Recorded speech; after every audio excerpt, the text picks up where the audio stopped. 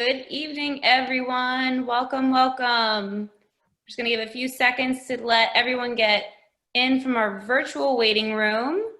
Can I have a thumbs up if you can hear me okay? Fantastic.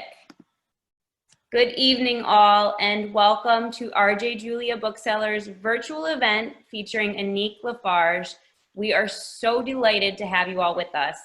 In conversation this evening and introducing our featured guest, we have our very own Roxanne Coady, owner of RJ Julia Booksellers in Madison, Connecticut, host of the Just the Right Book podcast, and founder of Read to Grow.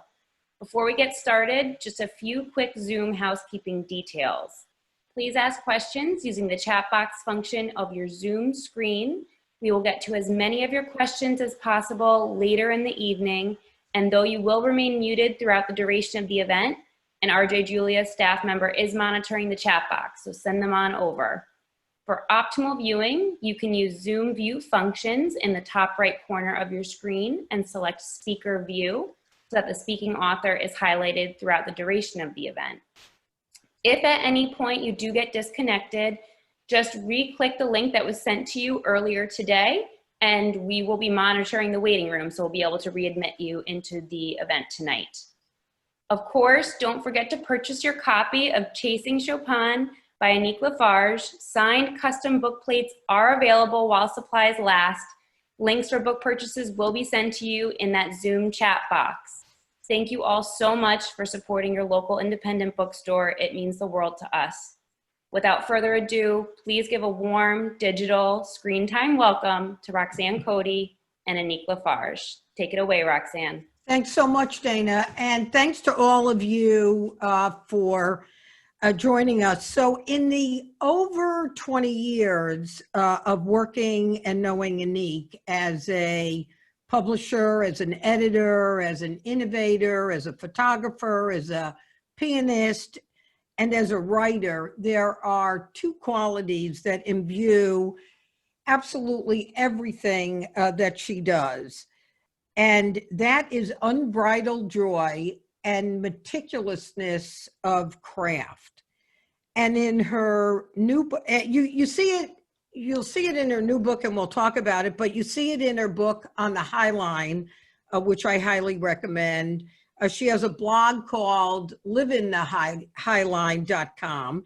And now reading her latest book, Chasing Chopin, a musical journey across 3 centuries, 4 countries, and a half dozen revolutions, we get to experience those qualities again.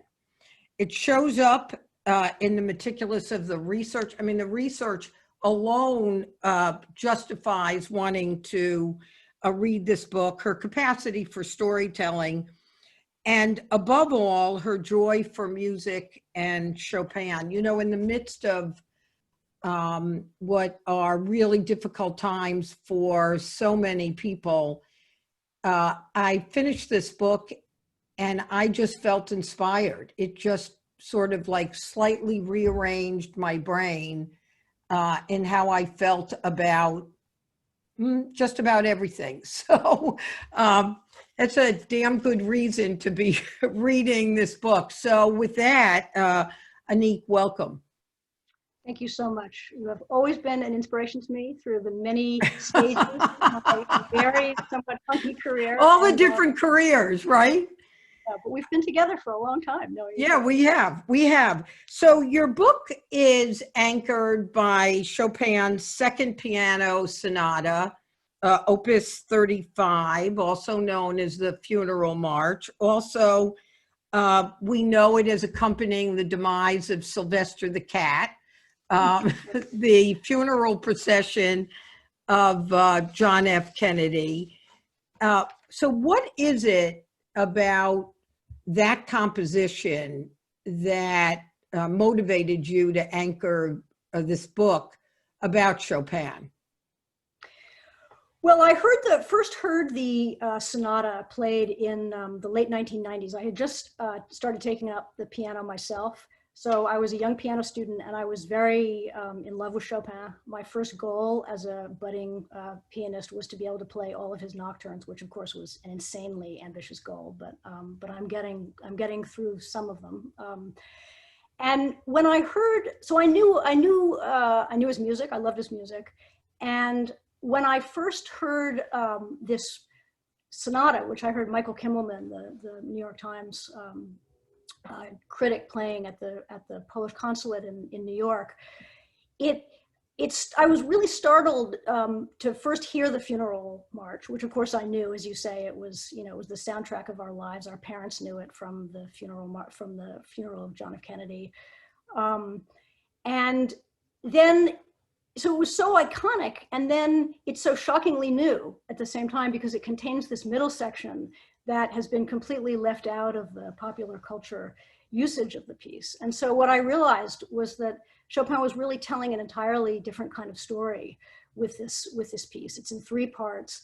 It starts in a sort of minor dirge, and then it goes into a lovely major key nocturne, and then it returns to this minor key dirge.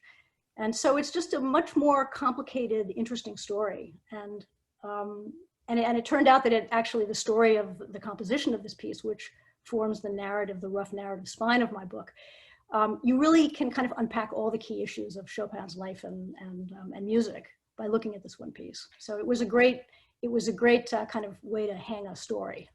And the other story that you tell is when you were in Chicago and you were visiting a friend who had been ill with cancer and has since passed. You had time to kill. You were getting lost in Chicago, and you went to a jazz club. And I think that story, for me, just made me understand the magnitude of what that song could do. So tell us that story, including the sort of postscript to it. Well, I did. I flew out to Chicago to see she was an author that I had worked with, Amy Krauss Rosenthal. We did a book together called Encyclopedia of an Ordinary Life. And then she wrote that wonderful piece in the New York Times, You May Want to Marry My Husband. Oh, yeah. He has a book out now, doesn't he? Yeah, he does. Yeah. Yeah. And so I went there to say goodbye to her, which I had never done before. It was very hard. And she was very sick at that time. And I left her, and I walked on the Chicago High Line through into town, and I had time to kill before taking the night train home to New York. And I stopped by this jazz club, and in the middle of this very rollicking, jolly jazz tune, these guys started riffing on Chopin's Funeral March. And what surprised me about it was that they were smiling, and they were throwing it to one another. The piano threw it to the drums, who threw it to the guitar. And it was really, they were so filled with joy. And I found this piece just kept showing up in various ways. And I got on the train going home, and I started Googling it. And I found that the piece has been appropriated by virtually every type of musician since it first became iconic back really after Chopin died. And so I just kept unpacking and digging into the story to try to learn more about it. And what did you learn after you tracked down the member of the band?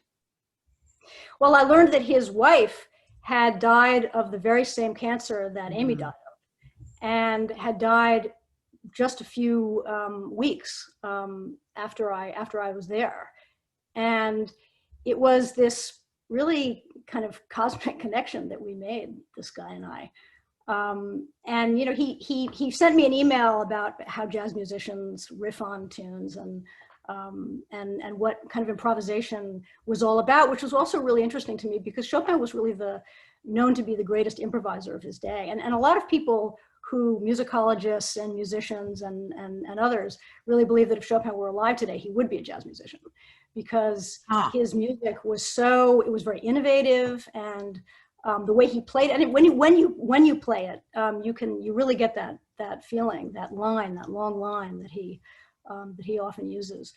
So in fact, just last week there was a jazz festival in Tel Aviv, a Polish jazz festival, and on Wednesday there was an entire day devoted to a Chopin marathon where they had the top Israeli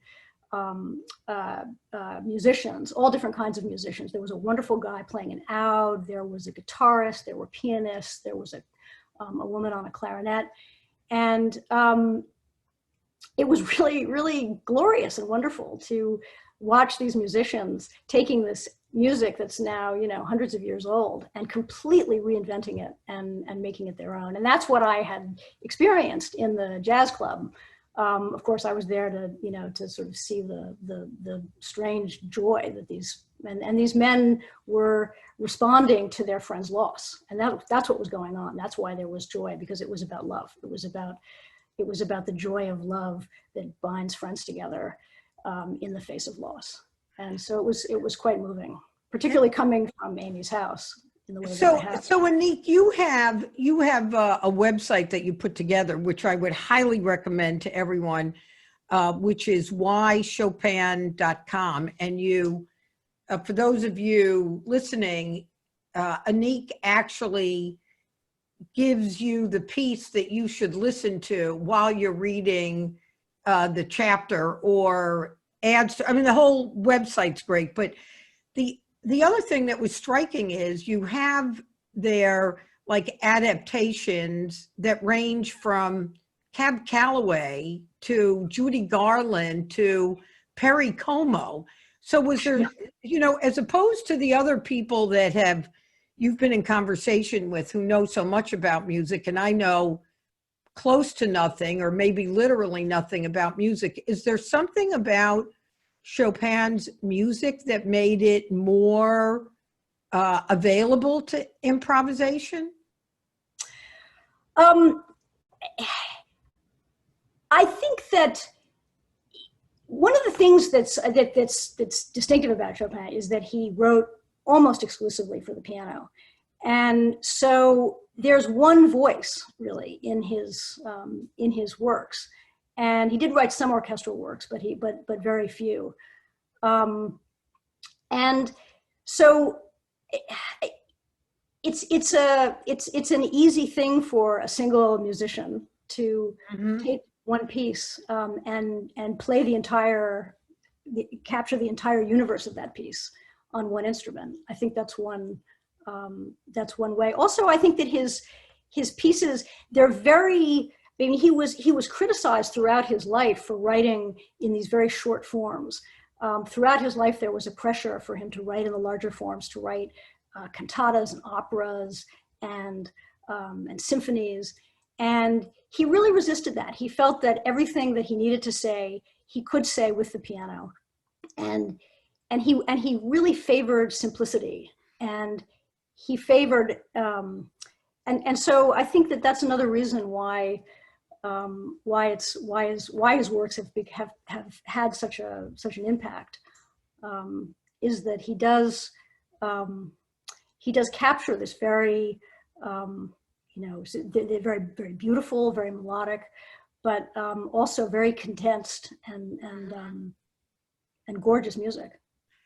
And one other thing about the website, if I may, is that another thing that I tried to do there is to include examples of Chopin's works on a variety of different kinds of pianos, because an important part of the book, and we're going to see this in a little bit in a video, an important part of the book is the story of the development of the piano, which was so important to Chopin and other artists of that period in the 19th century. And so I've tried to include examples of works played on pianos that were available to him during the time that he worked, because that's so important to the story.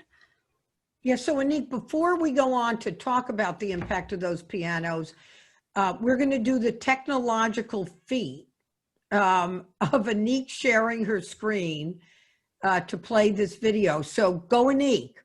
Yeah, so I'm going to play, the video I'm going to play is, it's a very short video, it's 3 minutes. It's going to give you the sense of the funeral march, the part that you know, the famous dirge, and the modulation into the related major key. that I found so surprising when I first heard it. The pianist is a young guy called Eric Clark. He was the only American to compete in the first Chopin competition on period instruments in Warsaw in 2018. So I'm now going to share my screen and play this, this short clip.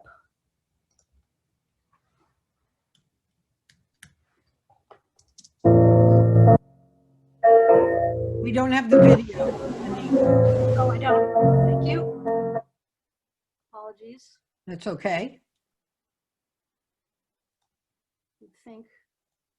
Okay, we got it.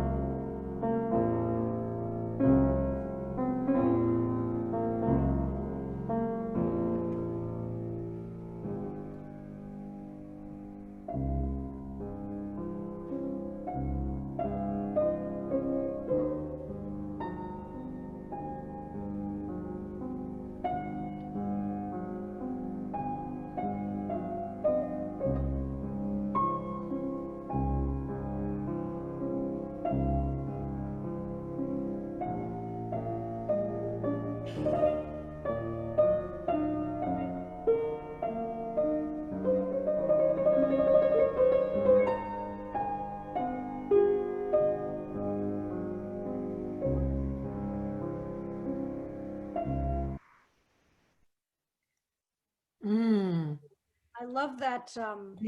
That's beautiful. I love that clip. It does cut off rather quickly, but it. One of the things I love is that you see the sort of the sense of wonder. Yeah, on his face. Into that, and you know, this was really something very new. What Chopin was doing, it had not been done before. Taking a funeral march and mixing it up this way. There's three parts of it. The funeral march returns after that lovely nocturne like song that comes in the middle. But it really was a quite unusual gesture that he was doing musically. Annik, one of the things that struck me as I've spent the last 3 or 4 days listening to Chopin more than I probably collectively have in my life, or maybe, is if I try to disconnect the caricature of the piece as the funeral march, it didn't really feel so funeral-like in its totality. I mean, was it called the funeral march right away? Did Chopin think of it as a funeral march? Well, it's interesting. This was one of the great surprises that I made in the course of my research, is that Chopin was an inveterate reviser. And on one of the last versions of the piece that he sent to his publisher, he actually ran his pen through the word funèbre, or funeral in French, leaving one of the top Chopin scholars, Jeffrey Kalberg, who's written about this a lot, to wonder if the world's most famous funeral march is indeed a funeral march. Right. And, you know, and I write about why I think he did that and sort of what my theory is. Of course, no one completely knows because Chopin didn't leave a real written record. He had lots of letters, but really he left his music.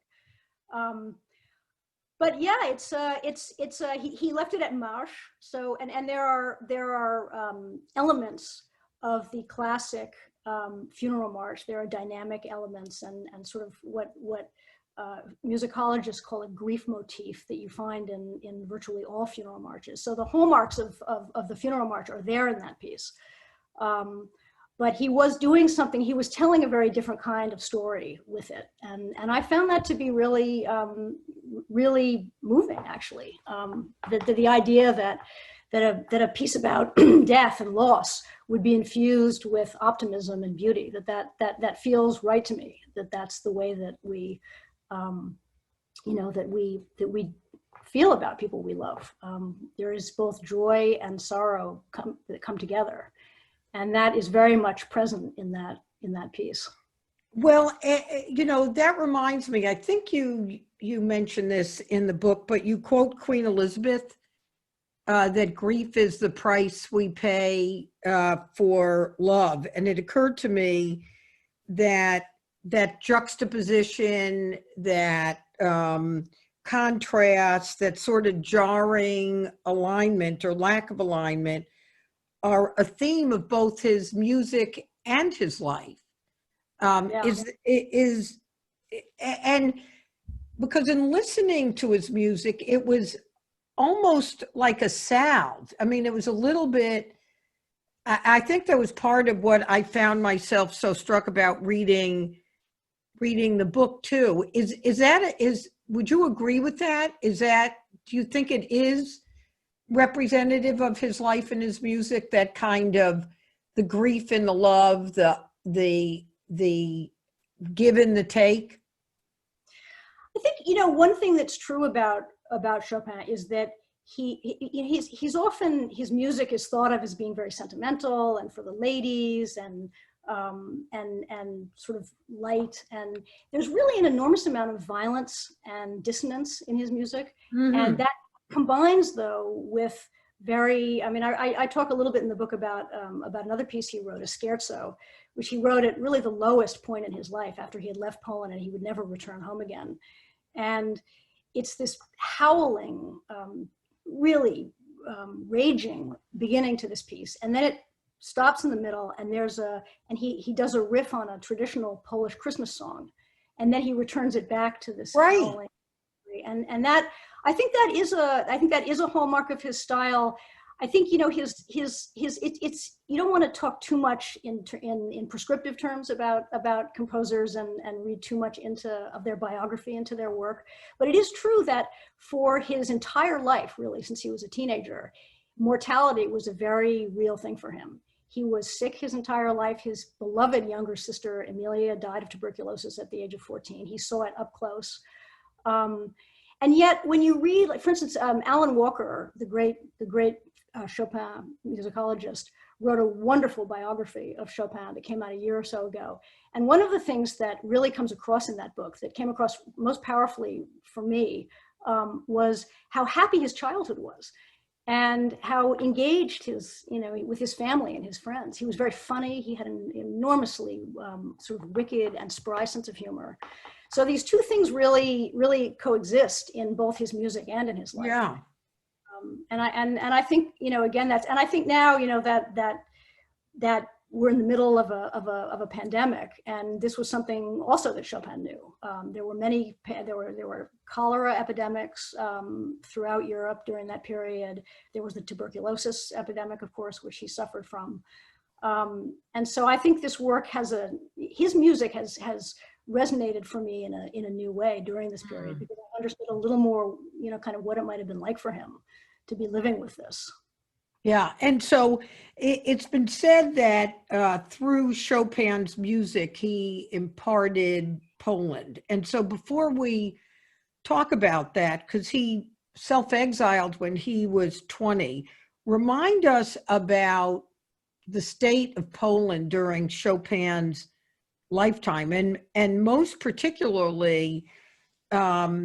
the part of Poland's history that gets lost. I mean, we tend to think of it as like a ping pong ball of Europe. I mean, basically from the late 1700s until World War I, it almost didn't exist, or it was captive by the Prussians and the Russians and the Germans. Yeah. No. Austrians. Austria. And so remind us of all of that, because that very much informed Chopin's life. Yeah. It really, you know, one of the things that happened to me when I started researching this book is I just fell in love with the story of Poland. It's absolutely I did too. Moving, poignant, and it's still very much. I mean, the people in Poland today, like for instance, during the every 5-year Chopin competition, the entire country shuts down and they all listen to Chopin. Chopin is really sort of the voice of Poland in Poland and around the world. There's something interesting that Norman Davis, who was the great historian, great English language historian of Poland, said recently in an interview that the Polish language isn't really known that much around the world. People don't study Polish the way we study French and Spanish or Chinese. And so in a way, Chopin is really the first Polish voice that's audible in the world. And he really, really captures in his music that thing that we were talking about before, that mingled quality, those juxtapositions, those contrasts. Poland is a country that, as you said, I mean, it was since the Middle Ages, it was being attacked by hordes of all different kinds of tribes and different countries. And in the late 1700s, it was partitioned 3 times before ultimately being literally wiped off, removed from the map of Europe. It was speaking the name of Poland became banned. And banned? Yeah, you were not supposed to speak about Poland during this time. And it was in this when Chopin left he was 20 and he went off to have a sojourn of music throughout Europe, and an uprising broke out, so a political uprising in Warsaw. And it prohibited his return. And his friends said to him, you know, don't come back, write great music, write the music for Poland. And so that's really what he was preoccupied with doing. He was enormously innovative, and musicologists talk about this. And I try to talk in the book a little bit about this without getting too weedy into the technical part of it. But it's very clear how he took the old Polish forms and kind of renovated them and infused a new kind of life, which is what I heard in the jazz Polish Chopin marathon. But there is this sort of this mingled sense of constantly being under the thumb of the Russians and the Prussians and the Austrians, this troika of a sort of new power in Europe at that time, who kept recarving up Poland for themselves.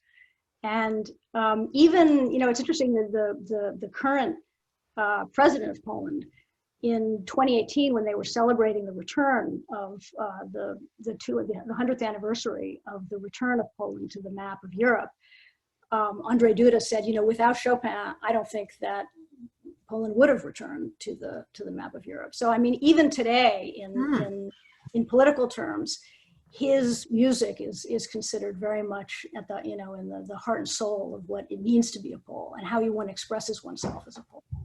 Yeah, and so talking, you know, it made me want to read more, because I think I'm as vulnerable to the kind of short story about Poland as, and I've read a fair amount about Europe, but then you just forget about Poland. I mean, really, I mean, that makes me sound like an idiot, but it's no, it doesn't. I think it's I mean, I tried to really sort of do a very short history through Chopin, through the story. You did a good job. You did a good job. It's very difficult, but so thinking about renovating, one of the things that was striking, so even someone who doesn't know that much about Chopin knows that he had a almost 10-year affair with George Sand. And when I think about resurrecting, you know, Chopin had a sort of shortcut reputation as being sort of a snob and a dandy, and George Sand had a reputation as being cigar smoking, scandalous, promiscuous. And yet I came away from reading the book thinking about each of them in quite a different way. Did you set out to do that? Was that just a byproduct of your research? No, I didn't set out to do it. It was really another of the surprises to me that the sort of the cliche that I had grown up with about both of them was really, I mean, you know, all of those things that you said about Chopin are in the literature, that he was a dandy, that he didn't read, that he was short-tempered, that he, you know, wrote sentimental music. All of those things are there.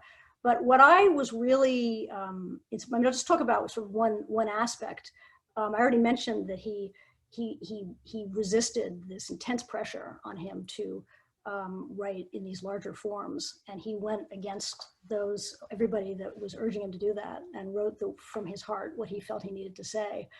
But he was also, as a teacher, he was an extraordinarily, I think, generous man. He was exacting, and it was really important to him that his students would understand precisely the technique to play his works as they were intended to be played. He always had a metronome on the piano.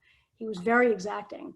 But he also told them that they should play it the way, he said to one student, play it like no one's ever played it before or ever will again. He said to another student, I give you complete license when you're sitting here at the keyboard to be yourself.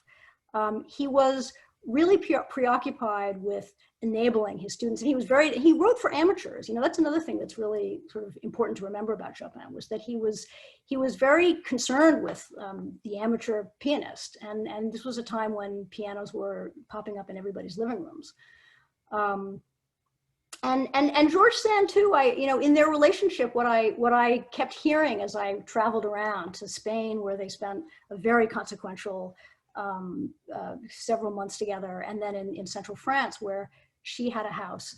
I kept hearing this conversation between two artists that I found really fascinating. And they were really, really different. They could not have been more different.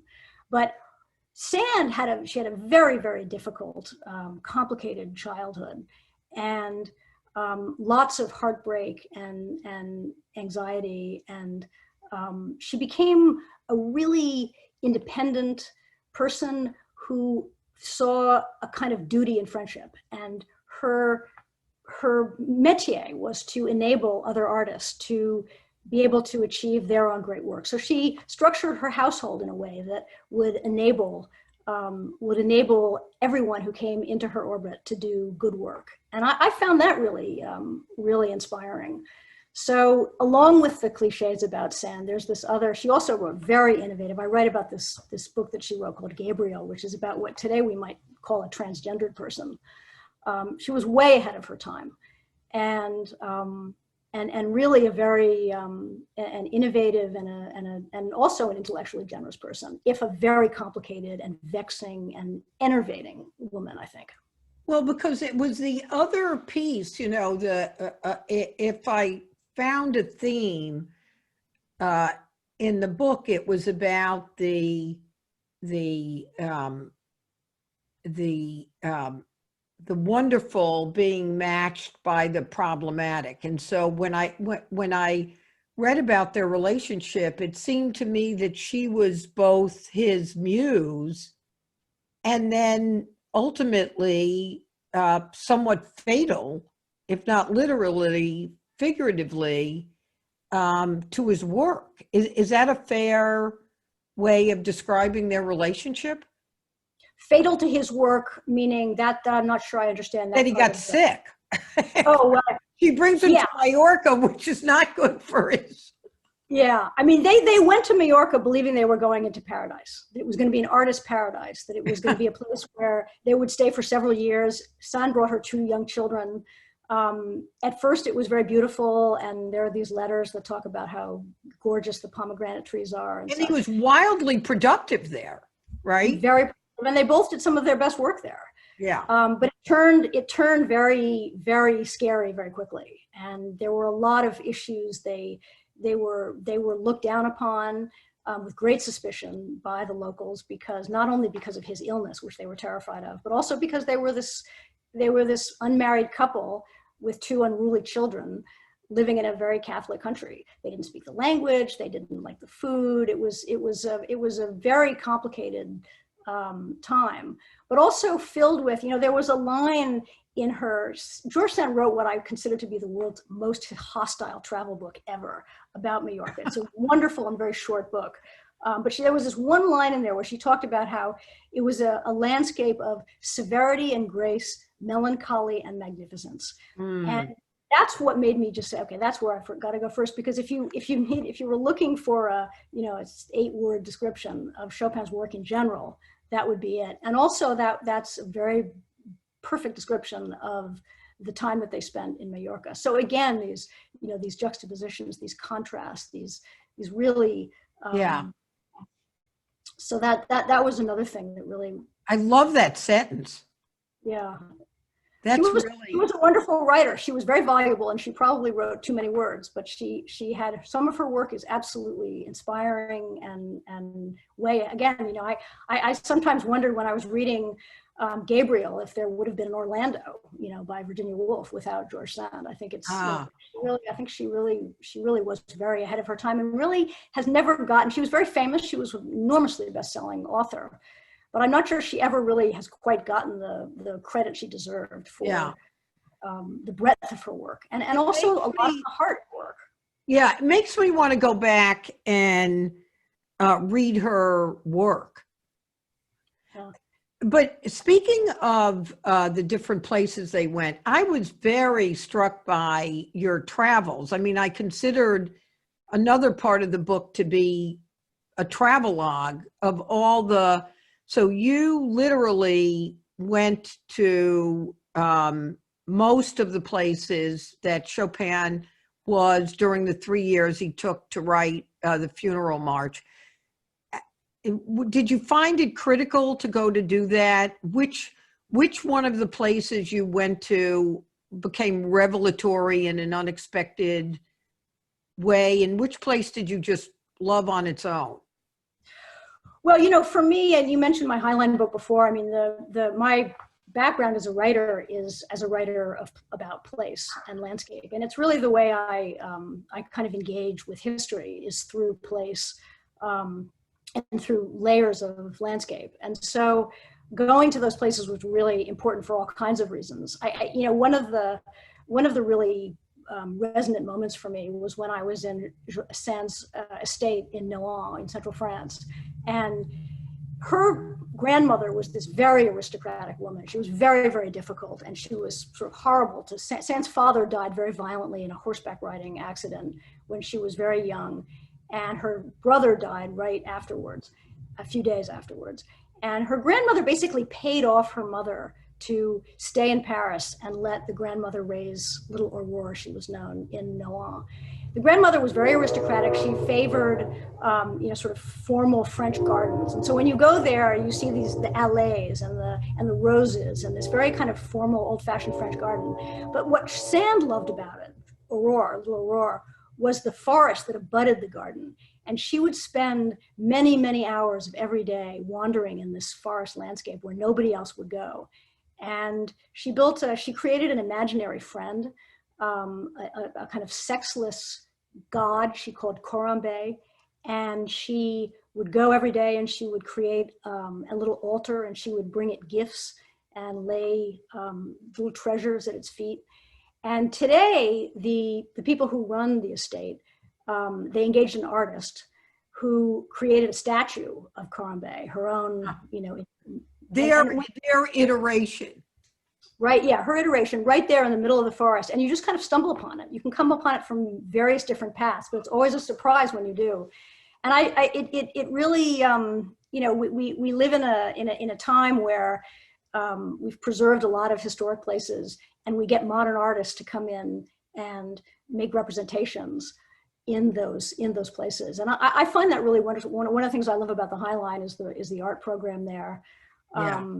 So it is, you come upon surprises that are not, this was a modern surprise in an old landscape, but it was really true to sans spirit.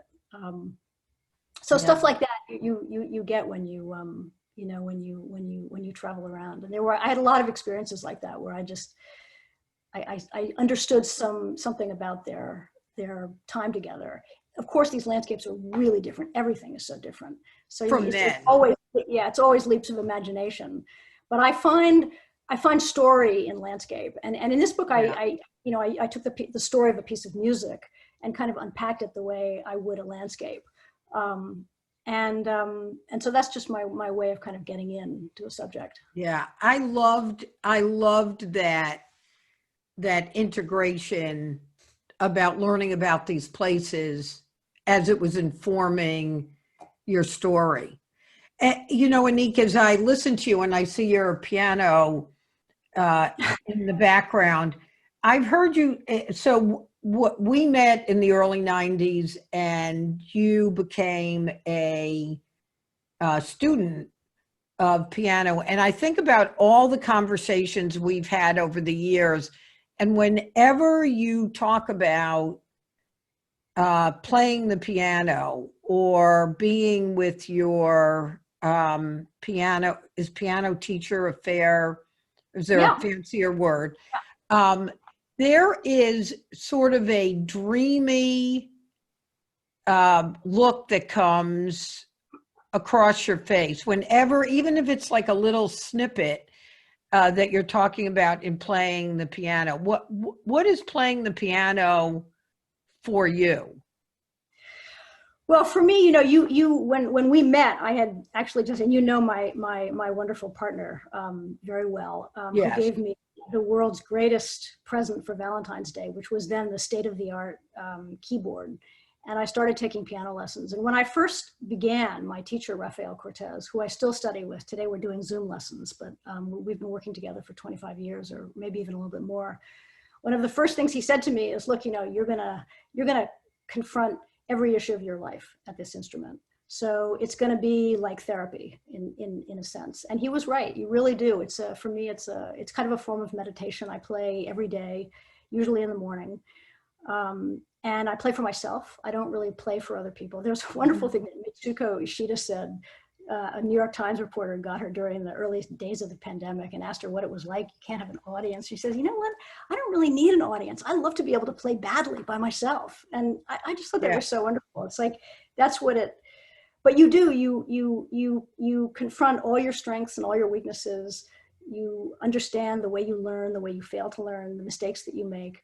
But there's also a way in which you can find your own voice, what Chopin wanted his own students to be able to do. And it's really, to be able to make something beautiful is just a great gift. It's very hard. Studying music and learning the piano is very hard. And I'll always be an amateur, and I'll always be working hard as hell to get better at it. But it's a wonderful thing. Yeah, it makes my son often teases me because I say, oh yeah, when I retire, I'm going to study the piano. And he goes, Mom, you're kind of, you might want to get going. You might want to get going on this. But speaking about performing, there's a couple of things I want to make sure we squeeze in as this time is quickly running out, is, you have said that Chopin did not particularly like performing, and his biggest commitment was to teaching, and his performances tended to be in salons, in smaller spaces, and the motivation then was to go to the bigger venue, the pianos, which we didn't even get to, allowed the music to resonate in bigger halls. Share with us why you think that that instinct of his is is actually a precursor and informative to today. Well, this was one of the things that I really came to admire and even love about him, that at this period, and it was an amazing period in the 1830s in Paris when he arrived. There was the early days of the Industrial Revolution. Piano factories were popping up all over Europe. There were something like 90 of them in France. And piano, and every nationality, we didn't get to this at all, but this is an important part of the story. Every nationality had its own kind of sound. Countries had their own sounds that they expressed through pianos. The opera hall, the concert halls were getting bigger. The newspapers were being printed on these new printing presses that were coming out. And it was an age of celebrity. And so there were piano duels, Liszt versus Thalberg. They were advertised in newspapers. It was a time when the artist, when the pianist was becoming an enormous celebrity. And that was considered to be a really desirable thing.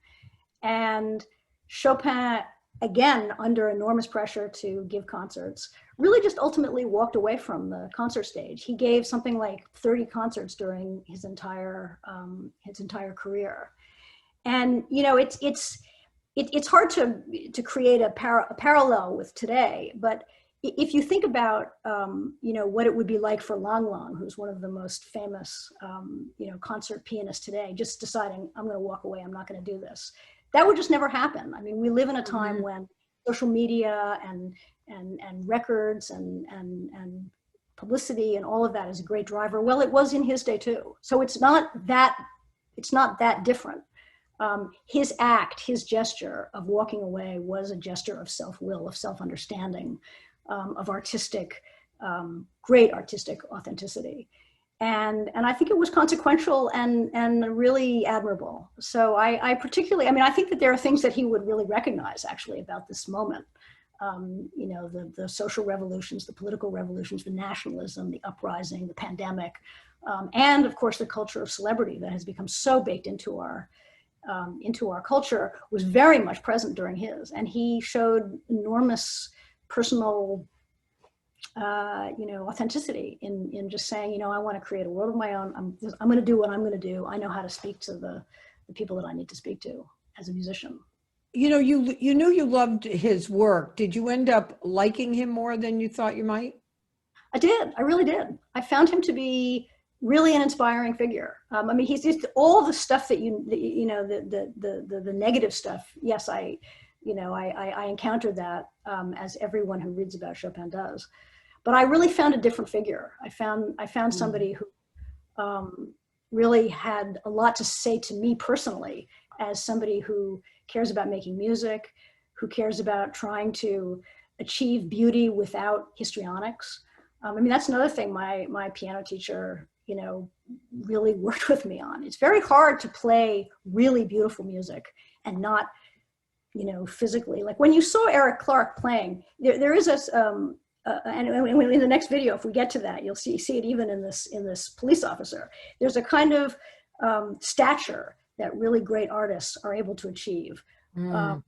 That's really hard, and that was another thing that Chopin really hammered into his students.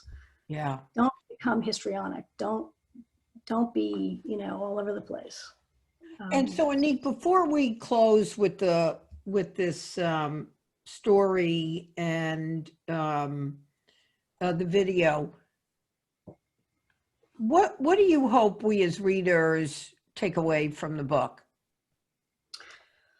Well, you know, for me, I think the inspiration that from both Sand and Chopin of being really independent artists, being able to find their own voice in cultures that put enormous demands on artists of every kind. I mean, I also write in the book about Eugène Delacroix, fascinating painter who was a great friend of Chopin and Sand. And he too was going against genres. He too was reinventing forms and going against the Academy. And so I think that, you know, at a time, and another theme of the book is the way that pianos in those days had different sounds from every country. Today we're used to a very homogeneous sound. Yeah. Steinway or the Yamaha, whatever. I think there's a great message here about authenticity and independence and what it takes to find your own voice. And it was as hard then as it is today. You know, it reminds me, I'm sure I'm going to butcher this quote, but one of my favorite quotes is from Emerson's Self-Reliance, where he talks about it's easy in the isolation of being alone to heed one's mind, and it's difficult in the midst of the crowd to retain the wisdom of that solitude. So I'm sure somebody will very quickly correct the language, but it is interesting that how applicable it is to what you're talking about with Chopin. I know that quote, and I You probably know it better than me. No, I don't, but I think you just hit it right on the head, and I think you speak for everyone who loves Chopin's work, whether it's a concert pianist or somebody like RJ Julia, the great French poet, or Hofstadter, the physicist, people who have spent a lifetime in solitude trying to understand this music and get closer to it and express themselves through it. And it is the great gift, really, of Chopin, that single where we started this conversation, just that piano. So I can improvise, I can do I can say what I need to say, just me and that instrument. There's something so powerful about that relationship. And that is a theme that runs through this story. And I think you're quite right about Emerson. Okay, so let's close. There's a wonderful story at the end of the book about an older, I think he's 90-something-year-old pensioner whose garden had been ravaged. He calls the police, and tell us the story of what happens when the policeman comes to investigate. Now, this is the last story I tell in the book, and it's the last story of Chopin kind of showing up in a surprising way in modern life. And so, as you say, this was a 93-year-old man. His wife had just died, and so his garden had been ransacked by hoodlums, and the police were checking up on him. And so the officer walks into the house to see how he's doing, and he's sort of seeming very sad. And the cop notices a piano on the side of the room, and there's a score on it. And he says, well, that's funny. That was my grandma's favorite. I played that piece for her every day until she died, or until my back gave out, and then she eventually died. So I'm going to share my screen again.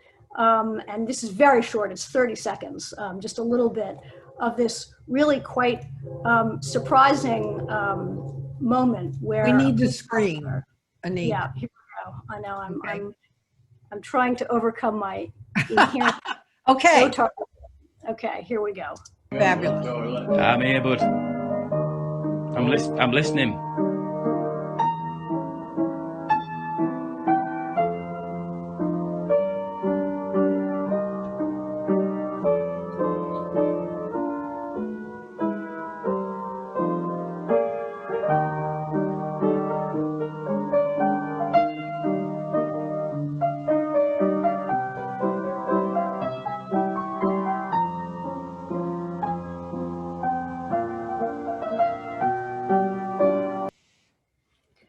So that's just another lovely moment of Chopin bringing joy to a man who really had a rough time. So Annik, we've plumb run out of time. We've been talking with Annik LaFarge, the author of Chasing Chopin, if you can see it. And there's a lot we didn't get to. It's really a jewel of a book, Annik. And I can't even communicate how much you cover in this little book, between history and music and travel and your life. It's just, not that I would expect any less from you, darling, but how nice to see it all materialized in this wonderful book. Thank you so much for writing it, and thanks for joining us tonight.